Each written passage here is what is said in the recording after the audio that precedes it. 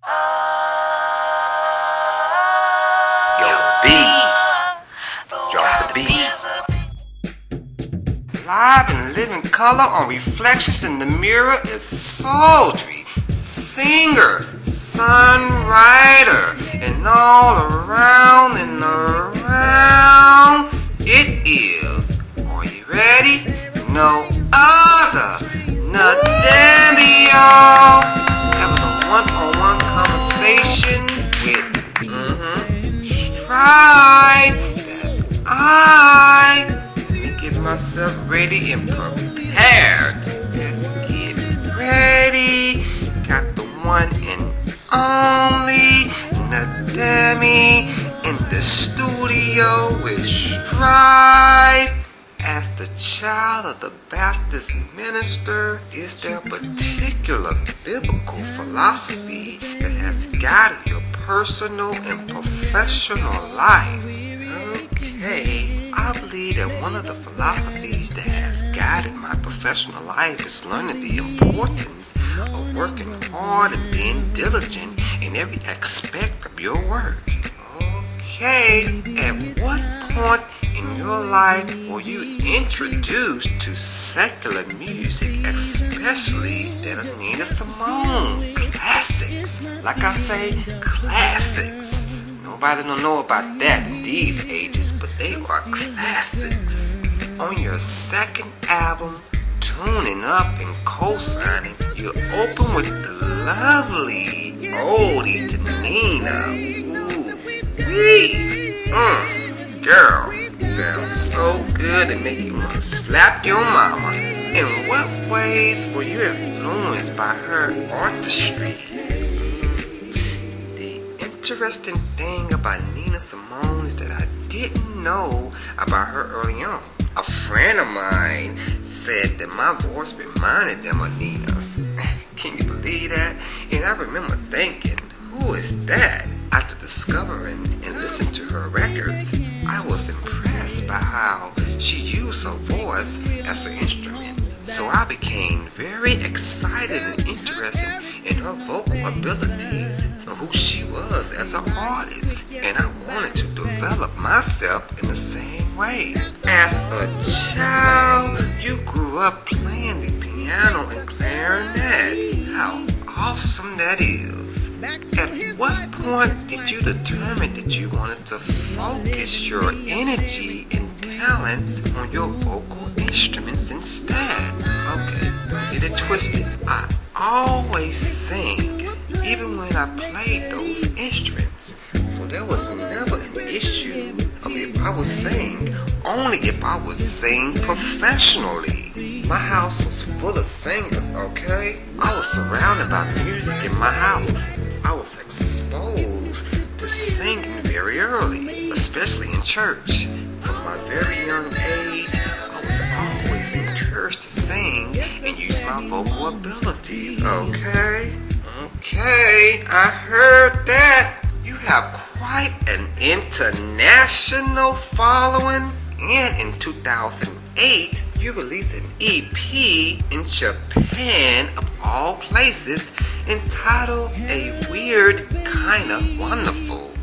The name come from? At what point did you realize that you had an international following? Okay, well, the international following piece developed around 2001. My music was featured on several compilations overseas, so I received a great deal of exposure and developed a large Japanese fan base along the way. Thank you. From my heart to yours, I thank you. Y'all heard it?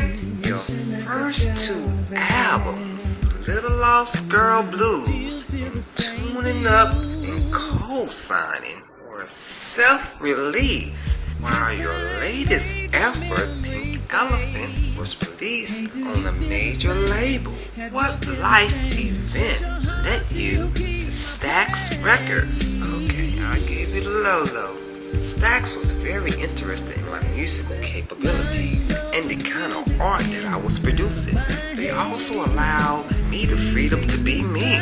And you know how these music industries try to change you and shit like that. But Stax allowed me to be me. And it has been a blessing in disguise to share my work through several brand new channels. Y'all heard right? As you transition from underground to the mainstream, so to speak, what have you learned about the business side of the music industry? A lot. A lot I have learned. I learned you can't go to the label and expect them to establish who you are as an artist. It is still important to engage in grassroots promotions and continue to think outside the box. You know better than anyone else what you want to bring to listeners. One of the things you learn as an independent artist is how to be a little more flexible and think out of the box if necessary. In some cases, it's always necessary if you ask me. Those skills help you to get out there in different ways instead of waiting for someone to do all the work for you. So until today and forever, being in the music biz, I want to continue thinking outside the box and giving my fans unconditional love, cause they deserve the best. You heard it? Yeah, I have heard it. Yes, I did. When you look back on your recording experience of Pink Elephant, what thoughts immediately come to your mind? Well, I was able to work with Leon Silvers III. He has a great track record. He was the perfect producer for this album.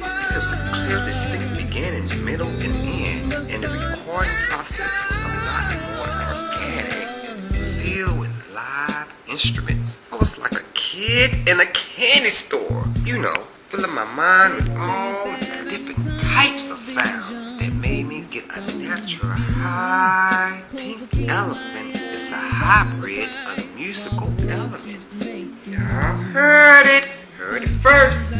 What is the inspiration behind the album title, Pink Elephant? I will give it to you. The title is basically a message of empowerment and to find your personal greatness. No matter what obstacles come your way, the title also reminds us to shine bright and never dumb our greatness down, like some of these record labels want you to do. N'dambi ain't dumbing down. Said I want to make a song just to get a shot of fame. No. Y'all heard it. Ooh, girl. Ooh, is it getting hot up in here or what, N'dambi? Okay, let me get my words right. Ooh, I didn't feel that coming. My favorite track off of Pink Elephant are Imitators and Can't Hardly Wait. Are these songs remnants of real life events or byproducts of fanciful imaginations, or twists of both in between? Okay, I give it to you. Those songs are just based on my imaginations.